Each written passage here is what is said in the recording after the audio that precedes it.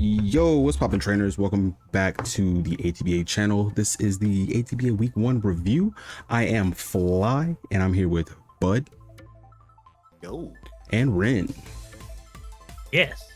This week, starts the official week for the ATBA Season 14. We had some great battles. Some great battles. Where do you guys want to start? So we can go down the list. Down the list. In order. So I guess that starts with mine. Yes, sir. First on the list is the Kansas City Spirits versus our newcomer, Retro Rising, and the Universal Umbreons. All right. I mean, we got the man here. Yeah, we got the man here. What's up, man? Some of your notes for this? Notes of my own battle? No. Yeah, No, we don't do that.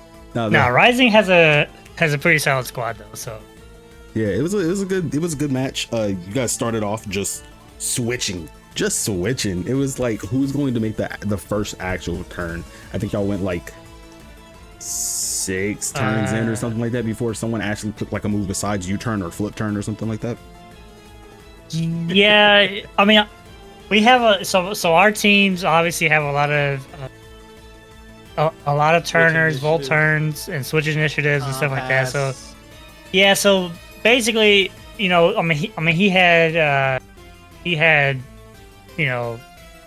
Flygon, Jolteon. I think no, it didn't. And he has Mienshao. So like it's just like about filling each other out with our U-turns. I didn't really want to stay in with Tentacruel all that much, because it's not. I mean, it's a kind of a passive Pokemon. So we trying to get into our big heavy hitters, which took a while to get into. So, of course, I had Sylveon, so I didn't want to be a sitting duck because his team does have some matchup problems for pretty much everything, especially because he has Chi-Yu, and Chi-Yu just eats everything. Yeah, it just eats. Like, it's resist? No, you don't. So like, you have to have the right type matchup against it, and yeah. So the first few turns, it takes a while for us to kind of break through to each other, because he has bulk, I have bulk. Yeah. And yeah, I mean, it's funny because my team was way more offensive than his. Mm-hmm. Because I have Moon and Moon, Roaring Moon, and yeah, Moon and Moon. And I have Ogerpon, and you have Thorns, which is pretty offensive. And he wasn't. I mean, his team was offensive too, but a little bit less so. So yeah, I mean, it's just about getting the right matchups in there, and we spent a lot of time. It was Tentacruel versus Weezing, a lot of the match because kind of the chess match between those two. But yeah, it's just about breaking through. And luckily, I broke through first. The first domino to fall with the Corviknight. Him letting me take his Corviknight was a little bit surprising. Considering how important it was to the rest of the matchup, considering I have Blood Moon and that was his own really a one answer for it. Mm-hmm. Maybe the SmackDown tech might have scared him a little bit. That's what I was gonna say. You keeping it around SmackDown tech, because I think he was probably just like, all right, he has a SmackDown, so that's always an answer. Even if I set up here, like this is just gonna. You still got to catch an EP. This is just gonna tear through me essentially. So like, maybe that he thought like that was probably the only place he could get a free switch into something to give himself a favorable matchup there. So I don't know. Yeah, it's tough. And like once I saw the neutralizing gas on Weezing, I knew then that Blood Moon could be an answer to it. Yeah. But the thing about this matchup is that I wanted him to think I was AV. Oh, gotcha. That's why I never switched in on the Weezing with this thing. Gotcha. I think I got it one time with the Weezing, and that's when he switched into Corviknight. But as far as switching in, I did not want to switch on the Weezing only because of the chance of revealing that I was not AV. Mm-hmm. Mostly because I wanted to kind of play a little bit of mind games with the blood moon. That way, when I did get into custom range, it would be a complete surprise. And luckily, he didn't get to knock me off either. Oh my god! Because he does have the Mian Shao, so Yeah. We talked about it a little bit off screen, off camera, but the custop berry was probably like one of my favorite things from that match. I didn't expect it. He didn't expect it. I don't know if anyone else expected it. It was crazy. yeah. I mean, like I said, the whole plan was to keep this set pretty much from being revealed, and yeah, it worked. I mean, that's kind of what it was supposed to do. So I'm pretty happy about that. I'm pretty sure he's not happy about it. I don't know how the competitive scene feels about the custap berry, because I feel like in some ways it's a little bit cheap, but Hey, man. you know, I like winning, so I do what I want to. You play to win the game, so you know. Yeah. I mean, at the end of the day, this is ATBA. We're all here for Yeah, know, I mean, he some did. giggles. To be fair, he did bring 3 Scarf Pokemon. Yeah, exactly. Yeah. So for me, it's I pretty love much it. fair game. I love that. Man. That's a Week 1, that's 3 a scarves blood on the special table. right Yes. there, bro. Yeah, Triple 3 scarves. is Triple awesome. scarves is wild. I don't think I would do it just because I like being able to click different moves. But, man, But See, yeah, like, it's it- okay because like what 2 of those are U-turners, like your prominent U-turners. yeah, Mian Shao and Flygon are pretty good scarfers. We can debate on Chiyu. The matchup did kind of call for it because I do have Ogerpon and I have Roaring Moon, which yeah. kind of can handle Chiyu to a certain degree. Mhm. So I get it, and plus it was maybe to outspeed the Iron Thorns in case I got a Dragon Dance up, which I never got to get up, but the Terra Electric came through. So Yeah. This matchup was really cool for me, obviously because I won. But I mean, like I said, Rising put up a fight. Like, it wasn't like he, was lost in the sauce when they got out there. Like you said, you played chess for a good couple of turns, trying to figure out who was going to break through first. Also, I just love when there's a couple things. I love the triple scars, but I also love quick feet Jolteon. The Like quick I feet always Jolteon, that like, was so good.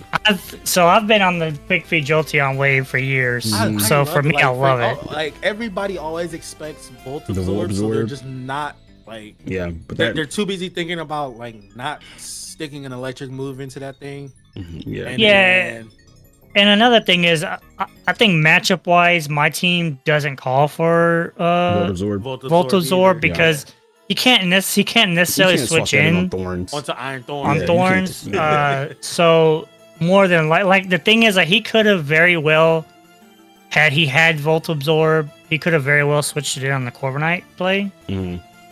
Because that was 100% my play. I think he had said it at the time that he was planning for me to switch out or to not use Supercell Slam. But for me, that was my only play Yeah. at that point because I feel like he's at +1. had to do He some had bulked damage. up. So I had to keep kind of the pressure on in case he roosted there because if he roosts there, I'm in a ton of trouble. Yeah. Because at +1, I could have still lived the body press with Ursaluna, but I couldn't live he 2. did So roost there too. He did click roost. oh, I know he clicked root. That's why I had to make the play that's in front of me, which I talked about on my stream that Yeah. I've kind of had to play what's in front of me a little bit more. So yeah, that's kind of the way I played it. Nice, Fortunately nice, for me, it worked out. nice. Shout out to the Black Clover names. Match number 2. I had to Like say Asta. something. Yeah. Asta got clapped by the moon though. Match number 2 is actually the Biggest Bud versus Quinn in the Chicago Sky Attacks. So, Bud, Man, yeah. your turn. Hey, look, Quinn does. He got his team is a nice build against my team. Valiant just kind of scares my team a lot. Like specifically for what I have, like Valiant just did. You know, like at any moment he can just come in and be booster energy, and like now my team is he outspeeds my everything besides like Scarf Cyclizar or something like that. So like I had to bring Cyclizar, Scarf, Terra Fairy specifically for Iron Valiant, you know, just to be like, all right, if he gets anything set up, this is my only way to get past it, because most likely he'll either, you know, like have booster energy for speed and then maybe click Calm Mind. That was my mindset. So then I was like, I'm gonna bring the physical Terra Blast, Fairy, you know, do Body Slam. Or if I get some other chances to attack anywhere else with this, I'll have Body Slam. I'm more kind of just like my Urshifu didn't really get anything off there. Dango didn't really get anything off either. Arcanine is tough. Arcanine is tough, bro. The rock, because it's like Rockhead, like it's just so strong. Man. It's just so strong. Yup. Gliscor just kind of held things down for a bit. And then my brain, I'm just stupid enough to like not realize that I forgot about Zoroark. Mainly that's kind of what happened. I forgot Zoroark existed in the middle of our battle, and I just took a Sludge Bomb from Arcanine, and I was just like accepted it for what it was, you know, for a moment there. So that was a little stupid of me for a bit. Made me make some weird plays. But I liked my Florida set with the Psychic Choice. He held Gliscor down. That was a good play. That was a good play. Yeah, but I didn't really cook up enough. I didn't get enough going. And I probably still could have won. Even after Floor just went down, if Azov didn't have knockoff. If Azov didn't have knockoff, I think I would. Because Arcanine was low enough that even with the resisted, I'm pretty sure the Terra Blast kills from there because of the rocks damage and stuff like that. So, but yeah, the Azov having knockoff secured the win. Probably, it would have been close after that, but like that's because that meant that his Scarf Arc can come in, click buttons for free. I was kind of surprised at first that like no Archaludon, because I think there's like a weird synergy between like the stamina that it has and like Urshifu, and it was just like there's a little bit of a mind game there, because I don't even think like unless I was like banded close combat, like I don't think I'm KOing that thing. So I thought he was gonna try to play more into like, here's Arcanine, but here's Archaludon, you know what I'm saying? Like, you want to click Surging Strikes, or, you know what I'm saying, do you want to swap? You know what I mean? Got you. Because, like, because if I click Surging Strikes against Arcanine and he brings Archaludon, like... Yeah, the stamina stacks up. Good luck getting rid of that thing, you know what I'm saying, at that point. Like, it's plus 3 for free, yeah. But yeah, so it was... I'm glad that, like, you know, Cyclizar did something to bring this into a closer loss than what it was looking like. You know, like I don't feel like I kept it at bay for a little bit with Florges, but I never felt like there was a moment where I had control of the match. Got you. And Quincy just had it on lock. Yeah, just had it on lock. It was funny though watching them like low key panic about the Zoroark name. Hearing you not realize it was a Zoroark, and it was Arcanine clicking Sludge Wave or Sludge Bomb at you, and on his side of the field he was like, it shows Zoroark's name as Zoroark even if you are, you know, even if you do have the illusion. So he was like, that's not right. Can he tell? Well, now he knows. Oh well, now he just knows now. And it was like on the other side, no clue. We're on two different spectrums of the world. No reaction to this thing. I'm just taking it like. Yeah. Had you thought about that for a second, I'm pretty sure you might have at least scouted more with Gholdengo. Mm-hmm. Yeah. Because I think at that point you should have realized that Arcanine was Scarf. could be wrong. Well, because I can't remember. I don't remember what it was. No, you had actually the Zoroark came in on the Urshifu. No, it came in on Florges, and you sacked whatchamacallit? Gomora. Yeah, so maybe I'm wrong. Maybe he didn't actually bring in the Arcanine until after that. His speed tiers just also like I said, besides like Cyclizar, like most of his speed tiers just kind of like slightly outpaced mine. Mm-hmm. So like Gholdengo and Glimmora are 84 and 86. Rotomy's 86. Well, Arcanine outspeeds all of them. Mm-hmm. You know, and then like Gliscor at 95. So then I have to like make sure Urshifu is above that. You know, and it's just like, but Zoroark outspeeds that. So then it's just like. It's just it is kind of funny. Everything he had is just like just enough. Yeah, so I was just like, man, like keeping, I don't know. I think I didn't realize that Arcanine was Scarf either until the last turn, or I think he had brought it out one more time before that, and I might have noticed, but I can't just because of my speed tiers, and I didn't really bring anything else. I don't think I'm bringing anything else Scarf besides Cyclizar. Like it just didn't line up right for me to be like, okay, yeah, that's for sure Scarf. Because then like by the time I realized like, oh, that's Zoroark, then it's just like, okay, well then that means because I like, so my brain should have been putting something together. Like I got Sludge Bomb by Zoroark, which was faster than my Urshifu. So then I should have been it should have thinking Arcanine is. I should have been thinking there that Arcanine is Scarf, because I was thinking it was Arcanine.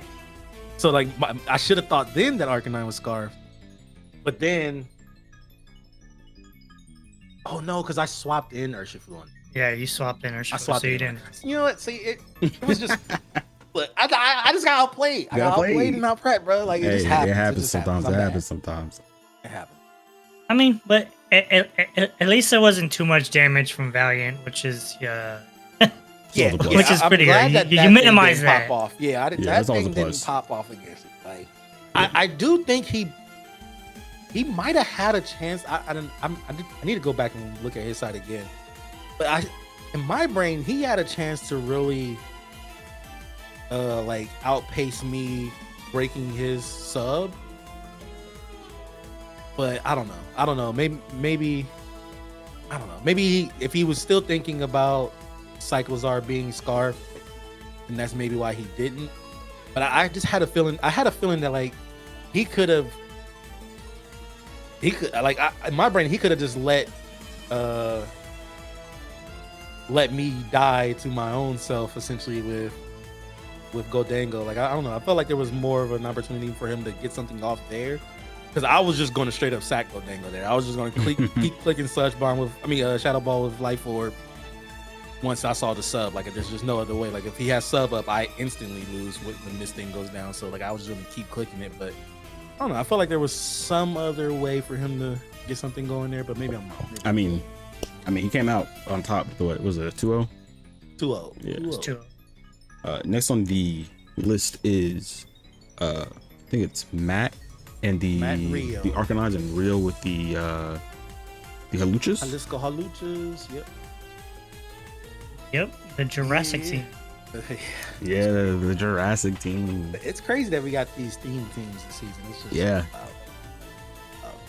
just so the heat was on, you could say. Yeah, for sure.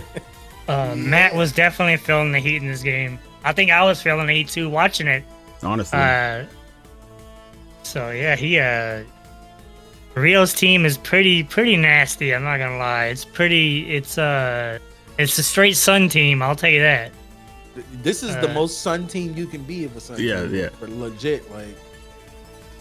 Which is pretty fun. It's pretty fun to see like a full Sun team, like straight up. Which is weird because it's also very not dependent on the Sun. Considering besides like maybe Wake, and Venusaur, I think everything else can pretty much pretty much standing on its own. So like, yeah, that's what's impressive about his team, to be honest. Yeah, it's a well built team, and I actually like. I feel like Wake is kind of what makes this what it is. Yeah, because like still being able to bring a water type and not have that water type diminished because the sun is out.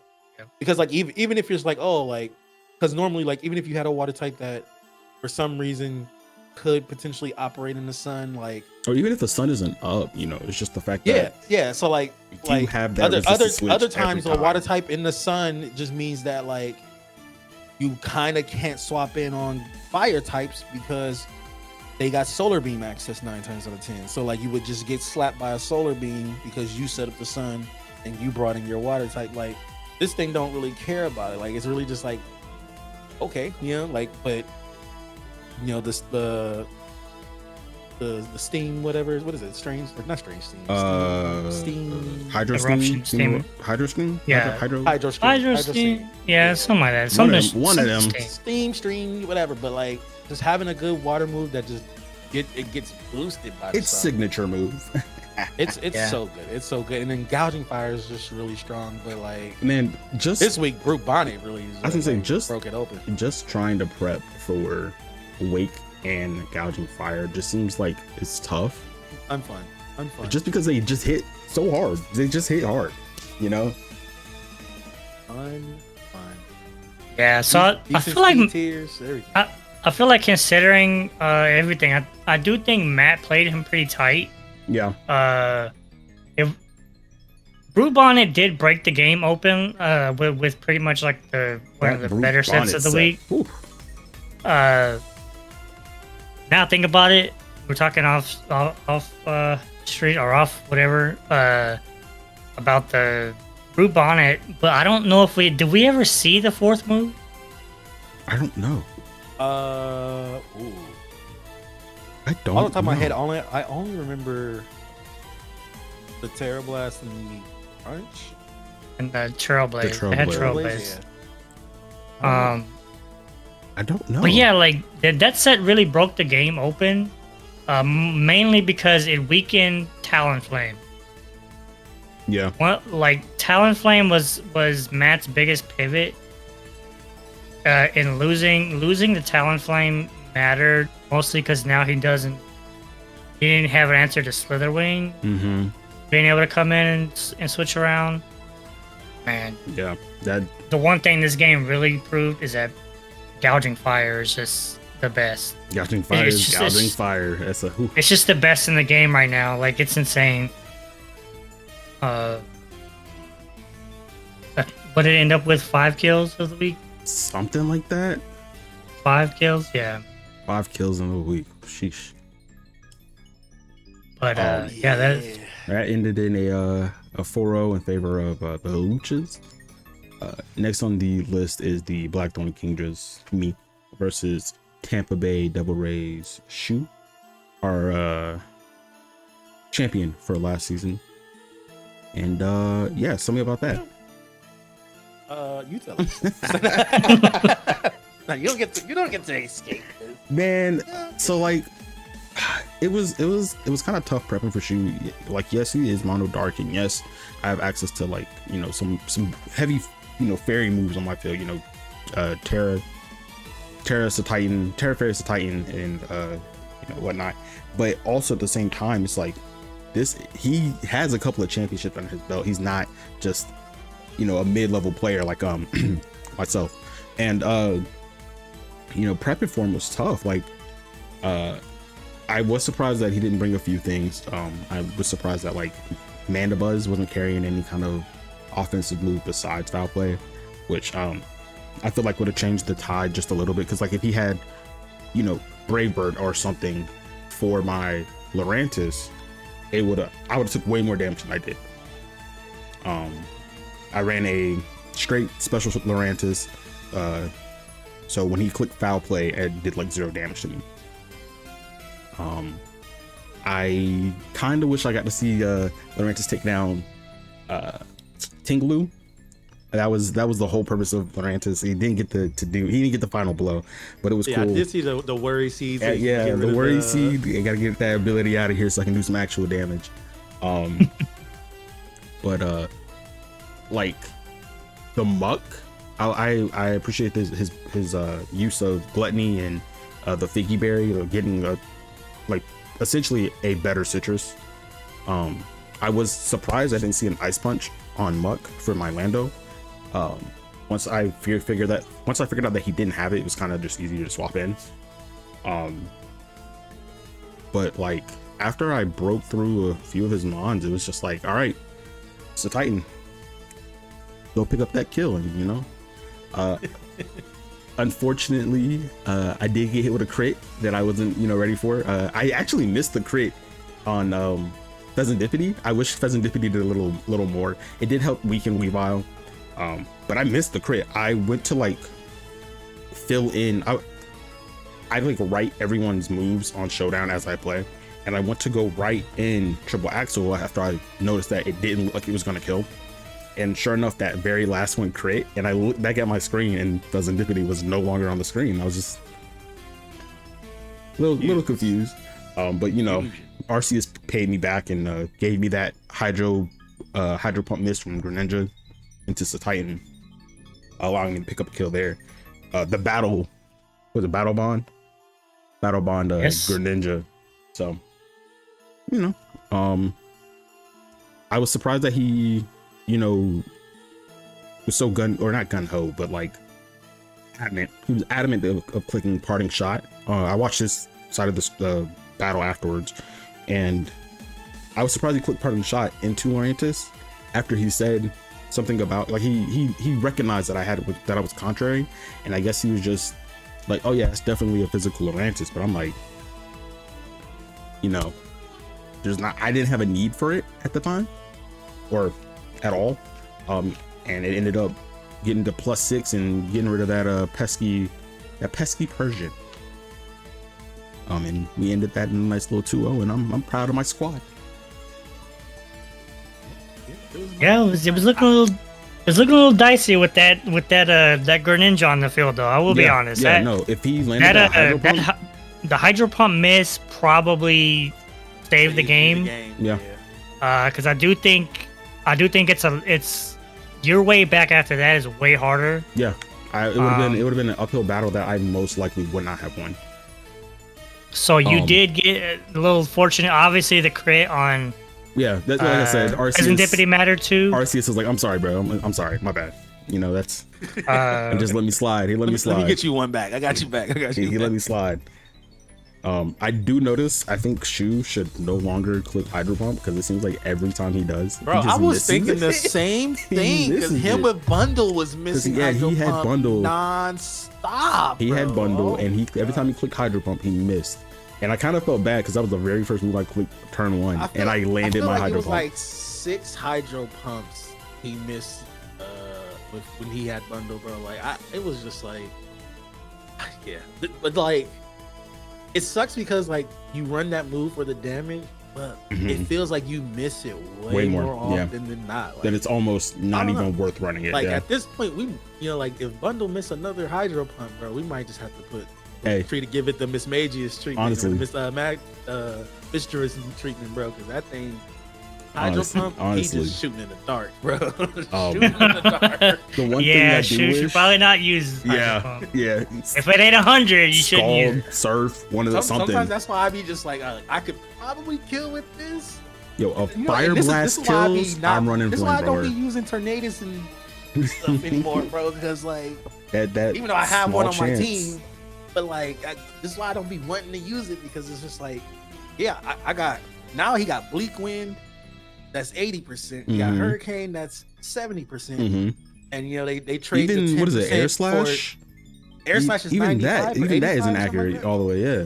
So it's just like there's no right answer. It's running physical. That's what you do. Click physical and just click acrobatics, bro. The only thing I really wish I did was run like a rock type move instead of Brick Break. I don't know why. Maybe I was just trying to get in the Shu's head, assuming he was getting it in my head and he was gonna bring Grim Snarl. And throw screens up, But like having some kind of rock move would have been way better to deal with that man was, because breaking was doing nothing, and you know, earthquake immunity. So it's just like, all right, well, but yeah.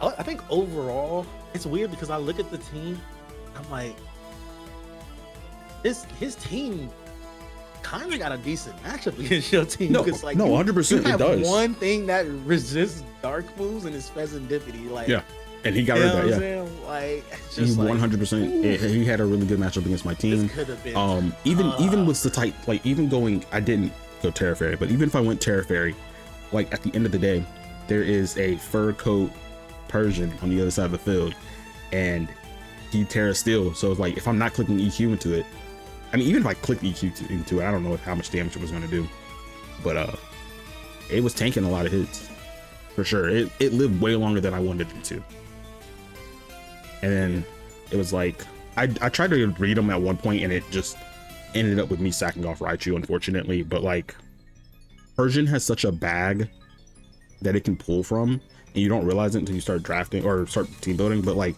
I didn't even want to put Landorus in front of it, because if it was a special like technician icy wind or something, like I just didn't know what to expect out of this Persian.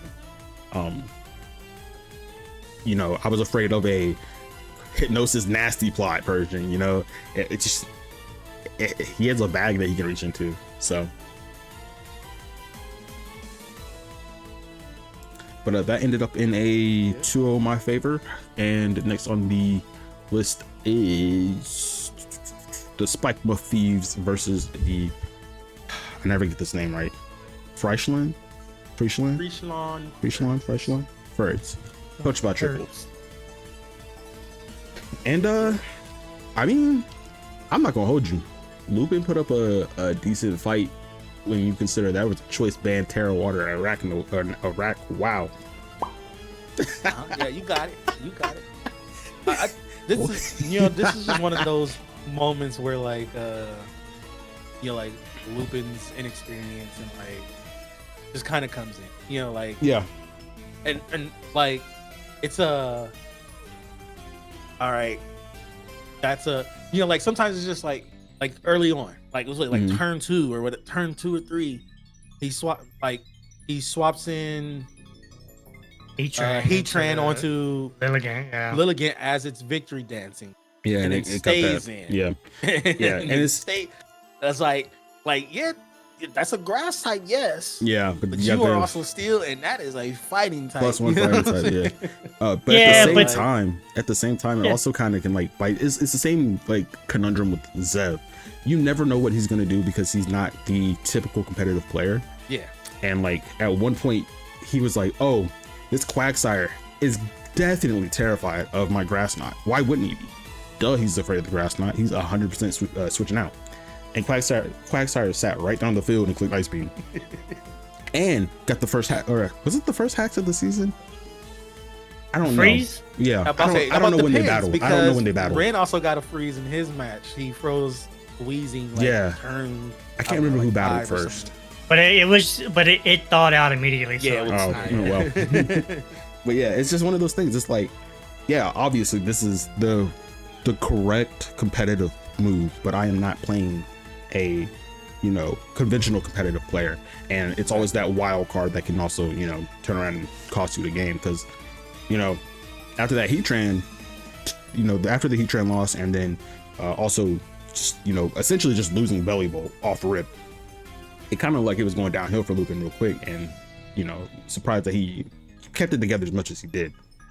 Well, I mean, the thing is, so the turn after the Heatran turn was also the turn where Triple missed because of Hustle onto Gardevoir. Exactly. So he did. So I think if he doesn't miss there, Lupin gets 6-0'd. Yeah, possibly. Yeah. No, it's not possible. He's 6-0'd. I mean, if you always miss the next one, you never know. It's that Hustle. It's also true, but that's fair. But I'm saying, like, in a general, well, he did have scope lens, didn't he? Yeah, he had scope lens. He had wide lens on it, so or wide lens, not scope lens. Yeah. So like so the accuracy mattered there. Obviously, I forgot what he clicked there. I have to look at it, but he clicked Leaf Blade. Yeah, so Leaf Blade. Normally a 100% accurate move. Yeah, so with the hustle bringing it down to 80, and 80. the wide lens bringing it up to 90. It's 87, Yeah. I believe, or something like that. Oh, okay, 87, yeah. Okay. So then, like, that 13% costed him a potential sweep for sure. That's the wonderful game of Pokemon, man. You love it. It's so great. So great. 13% is all that matters, you know? Yeah, and so like that obviously helps bring it back a little bit. Yeah, the only thing for Lupin is at his end, so he switches in the Belly Bolt onto the Araquanid. Yeah. I like Bud said, this is kind of just where the inexperience happens, mostly because he does have a water absorbed Quagsire. Yeah.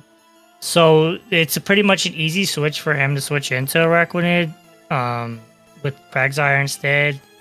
But I understand that he wants to be a little bit more aggressive. But unfortunately with the Araquanid, especially one like this where it's Terra Water. I think he was also choice band. It was choice banded, it's one thing for like Araquanid's bug side of things, but when Araquanid can click a water move, those are the moves you don't want to take. You know what I'm saying? Because you're getting boosted damage. Yeah, because so like its attack isn't high normally. You know what I'm saying? So like when the bug moves, like they might do an okay amount to somebody. Yeah. But when they can hit a water move, and the water moves it's a difference. 75 to 90% to the tankiest of mons, you know. Yeah, it's yeah, and then of course he gets the freeze also on the Comfrey, which I think also helped bring it back. That freeze helped a lot for sure. I can almost feel with triple fill in the moment because I've been there. So like, really, you've been there with anybody in particular? Or? I've been there. Freeze? Oh. Yeah. I'm not gonna lie to y'all. I thought it was gonna be another shoe situation where Lupin hacks somebody out, and I'm not gonna say luckily, but Triple obviously closed the battle out. Yeah. I think it would have been hard for Lupin to win once he did lose the Heatran. Yeah. Especially for the comfy freeze mostly mattered because he didn't have Heatran. Yeah, 100%. Yeah, but then you look and just didn't. Yeah, and of course in the end, if he has Heatran, it's a lot harder time for Iron Crown. Yep. To kind of do what it wanted to do. Yeah. Unfortunately, he does have a choice scarf Garchomp in the back. Which I think, would have probably ended it. Yeah, I was like, that probably would have still wanted secure the game. Yeah. Because I don't know if Glacier would have been able to handle it. Because I don't think Lupin runs it with ice. Does it get Ice Shard? No, I don't think it gets Ice Shard. It doesn't. It doesn't. Oh, yeah. It just came like in the end. He just. He took too much damage on Belly Bolt to begin with. And it's just after the first couple turns, I think it was just too hard to come back from. Yeah. Even with the, and obviously Scarf Gardevoir in the back.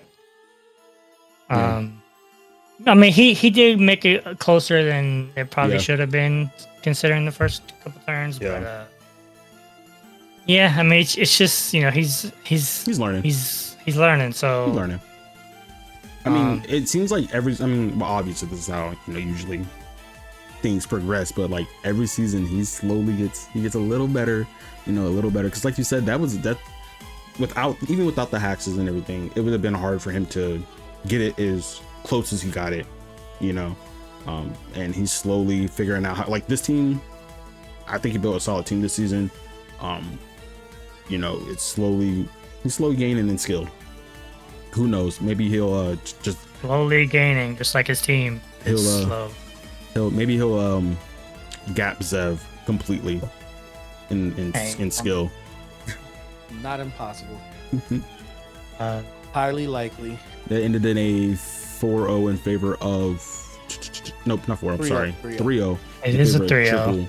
And then next on the list is the virtual battlers coached by Aster, and the LA Pyroballs coached by Rast. Sorry, I still have streamer brain. Words are hard. I still have streamer brain. I'm fighting. But yeah. I'll be. One of the most surprising things of this battle was watching a Tikaton and a Galarian Weezing face off. Go at it. Like, and I'm just like, what is happening right now? I'm not switching. He's not switching. Like, it was literally just like, I'm not switching out, and that Tikaton is burned. So, like, but just to see it go, just to see both of those Pokemon on the field at the same time, and it's like. It was a weird moment in the battle. It made me chuckle a little bit. Seeing a paralyzed Weezing and a burnt Tinkaton. Yeah, just on the field. Neither one of them getting up. Yeah, it was. This battle swung super hard, super quick. To be honest with you, it did though. It took a while. Like, you know, kind of almost like your match. It took a while for things to get going, especially with, you know, like you said, Weezing and Tinkaton sitting on the field having a little pissing contest. But as soon as that was over with, I mean, yeah, it broke open pretty quickly, which is kind of what Aster's team kind of does, man. Yeah. Their team just it low-key looked like Ogerpon traded its mask for a choice band. Just the way it was hitting things. Just get off the field, you know. Yeah, it is funny to see a Thunderwave Tinkaton followed by a Thunderwave Latios. And I'm like, oh, whenever I was watching the battle the first time, I literally blacked out, and because I thought I saw him Aster use Thunderwave twice in a row with Latios. And I'm like, no, wait, that's a different Pokemon altogether. But yeah, this battle, it seemed like it was gonna be pretty tight until it wasn't. Unfortunately for Raz. And you know what? I'm gonna go ahead and apologize. You know, we said a little something about Hippo. You know, we talked a little about Hippo in the draft review. Hippo ate that +1 outrage from D-Knight. I didn't think he was gonna make it. I'm not gonna hold you. Yeah, I mean, but it's a defensive Pokemon by nature. Yeah, so it I'm so used to D-Knight just putting holes through things, you know. So I was a little surprised that he made it through. I was also, I don't remember if it swapped in and took the outrage. No, because it D-danced once. Maybe it did swap in. I can't remember off the top of my head. But I think it was. No, not seeing the ice spinner. He did. I think he did D-dance in front of it. Yeah, he not seeing D-danced in front of the Hippo. Not seeing the ice spinner. I feel like the ice spinner would have, you know, taken care of that. Also, because the Ice Fang didn't kill, and it wasn't even. Yeah, he did click Ice Fang. Yeah, he did click Ice Fang. Mm-hmm. I was really expecting to see a whirlwind come out from it. I'm not gonna hold you. That would have been funny. But you know. So I'll do the counter to that, and I'll say that Hippo hitting the field is what broke the game open for Aster. Yeah. Hippo hit the field, Ogerpon hit the field. Yeah. Yep. Free Ivy Cudgel into whatever's swapping in, yeah. And then he was able to that's kill it with assessment. Trailblaze, and then that's what broke the game open. That was it's fair assessment. Like that was the one spot where, like, okay, like Hippo isn't the worst, but there's nothing they can do against, and specifically for this matchup, there's just nothing they can do against Ogerpon. And it cost this game. It cost Weezing off rip, and then like you said, it opened it up. Everything. Yeah. And then what really, well, in my opinion, what really broke the game open was the knockoff on the Dragapult. Oh my god, that happened so fast. I forgot it was. Oh yeah, it just kills it, right? Oh my god. It just kills it because Aster had already clicked Trailblaze and got the speed boost. And I think grass at that point had to rely on the fact that it would not It wouldn't outspeed. kill. Oh, it wouldn't outspeed. Oh, okay. That they didn't, but you know, Aster's obviously, but like at that point, it's hard, for him to come back after that because, Ogerpon just hits so hard, man. Strong. Yeah. That Ivy Cudgel, Cudgel. with the mask, man, it just hits really hard. Yeah. And it broke the game open, enough for, Aster to put in the work with it. Yeah. Yeah, it's rough out here for the non-Ogerpon users at the moment. So I might have to pick me up one. I mean, there's 2 available. Yeah. Just saying. Don't even look at it. Don't Yeah. even look at it, my guy. Don't I even might worry have to about go it. cock one real quick. Don't even worry about They it. just- No, they pick up Ogerpon- KOs. They picking up KOs Yeah, like that. I might have to go get one. Yeah, I'm not the gonna hold you. Ogerpons broke the game open, especially in this match. It's crazy that they went undrafted last season. They went undrafted, See, and now compared to, they're like, mad. Yeah, compared to about how much work they're doing this season, it's crazy. Yeah, Next on the list is the Fargo Force, coached by Roggenbogen, versus none other, the one and only Zev in the Alto Mare Slush Rush. All right, this one we can keep quick. Zev is his prep. Rog his prep and a battle. Rog prepped for an actual trainer to show up, That's and crazy. unfortunately, one didn't. That's crazy. Look. The only thing that was really good about this battle was like the 2 minutes that Rog just tore into. Oh my Al god. Gramy, Okay. bro. So like there was some good. Zev like played the game a little bit, you know. He caught the cloth off guard and like, you know, I don't care about Rog- none of that. I care No. about him talking And about Rog- this. And Rog, unfortunately, cloth didn't go crazy. That's who I was rooting for. You know, I'm not gonna hold you. Zev's my boy, but I like little dorky Pokemon going crazy.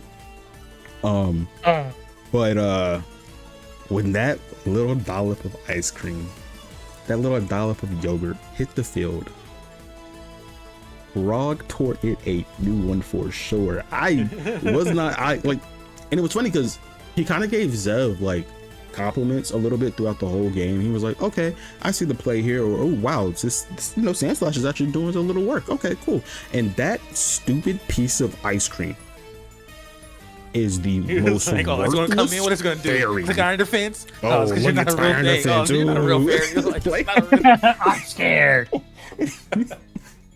Oh yeah, look, what's it gonna do? I said, iron defense. All right, so yeah, basically same thing. Whatever.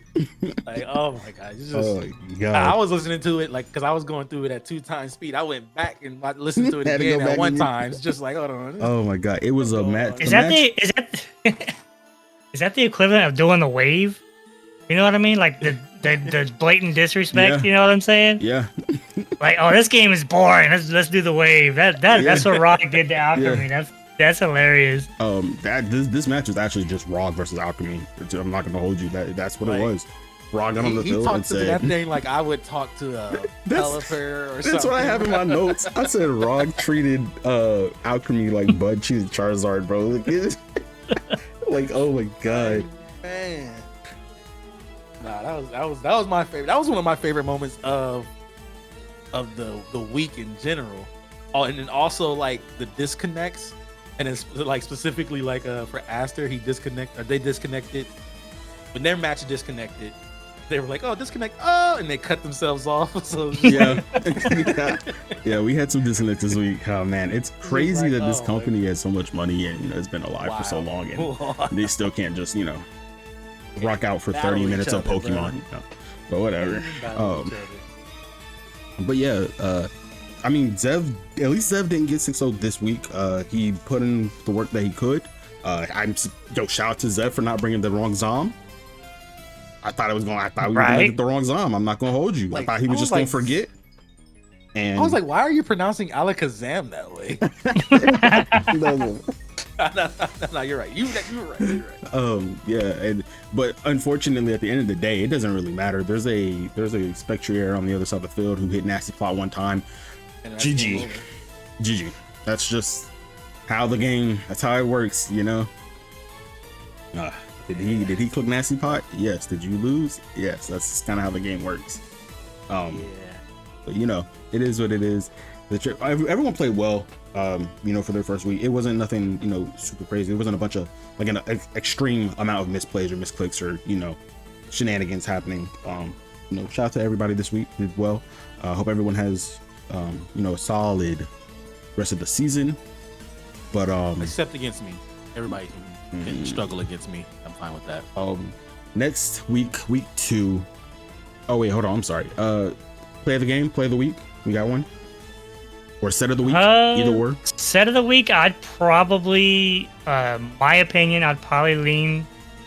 I want to say Cloth, man, because it's so cool. But also, I think the Trailblaze Brute Bonnet probably for me, just because of how much work it put in. Yeah, because that's the difference. It's like, do we want to reward somebody for doing something cool on one of these lower end mons, which is always closer to our hearts? You know what I'm saying? Yeah. Or like this Brute Bonnet's more middling tier, yeah. But this worked so well. I think for what they were doing. I think this week it's week 1. We have some leniency. I think they can share the podium this week for both, or for play the cloth and bonnet. Yeah, for build of the week. I mean, the thing is, like, there's a few. I know Triple had some sets that didn't work. Yeah. Sorry, not that they didn't work. They didn't get to hit the build. They didn't get to shine. Yeah. So like, there's obviously stuff that we're gonna miss because we don't get to see it. Yeah, but I want to shout out the Lowland Muck set that Shu had also, the recycle Figgy Berry with the Giga Drain. Yeah. I think that was a pretty nice set. Really obviously, that is. It's a really good set, especially for that team. Yeah. That's. I mean, I can't really think of anything else off the top of my head. I didn't take great notes, so I don't have anything off of my head either. But I know the cloth set was cool. Bud's psychic noise on Florges is pretty cool. Psychic noise was cool. I don't think Quincy brought anything cool. He just went try hard on. Yeah, he went try hard on you, which is fine. Whatever. Yeah. Cool. So the week 1 standings are as followed here, and I wish I could pull it up. Week 1 standings: Frog and the Fargo Force in first place, 1-0, 4-0 differential, or 4 differential. Tied with Rio and the Jalisco Haluchas at 4, and then 3-way tie with Asterisk and the Virtual Battlers at 4, with a +4 differential. So those 3 are all tied for first, and then Triple in 4th with the Friesland Furs. They're ±3, 1-0. It's tied with wRenn and the Kansas City Spirits, 1-0, 3±. And then Fly and Quincy tied for 6 and 7, or 6, whatever, 7, same thing. Yeah. With 1-0 ± at 2. And then everybody else is just losers, so we don't need to talk about that. Mainly because my name is the next name on the list, so we're just gonna stop there.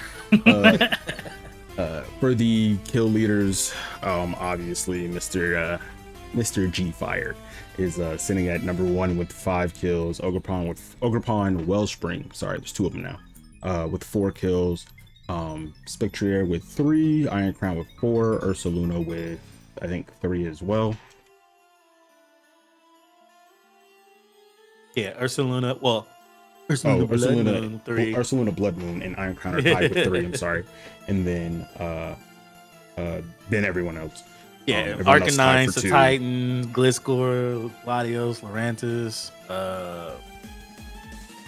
I think even Cyclozar. I don't remember. I can't remember how Cyclozar. Next week 2, your matchups. We have the Kansas City Spirits versus the Alto Mare Slush Rush, the Dallas Slitherwings versus the Blackthorn Kingdras, the Austrian Arcanines versus Chicago Sky Attacks, the Jalisco Haluchas versus the Tampa Bay Devil Rays, the Spikemuth Thieves versus the Franklin Blank, the Universal Umbreons,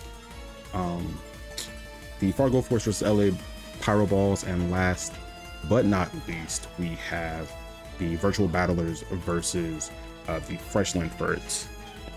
And I believe they actually are game of the week, if I'm not the featured game, I should say. The match that everybody wants to see this week. So, you know, keep your eyes out. Triple's gonna get a lot of those nods just because of Triple's the crazy stuff. Triple's just a great, the sets that Triple. It's a good watch. It's just a good watch because he's gonna bring. He's very creative. He's very creative. And then Aster also will bring some stuff too, and Aster it's like they're the opposite ends of it. Like Aster brings something different, but like more. You can easily recognize the power in it. Yeah. Where Triple's gonna bring something that's like, how you get this? When did you find this? Type of thing. So like it's a good different ends of the spectrum. Yeah, definitely. Some of the best battlers this league has. But yeah, that's gonna be it for the little review. Little review.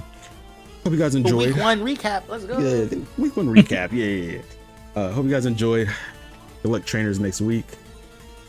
Except the fly because you face me. So. Bud, please be nice. No. Other than that, that's all we got for you guys today. We'll catch you guys later. Blackthorn Kingdras. No, never. Peace.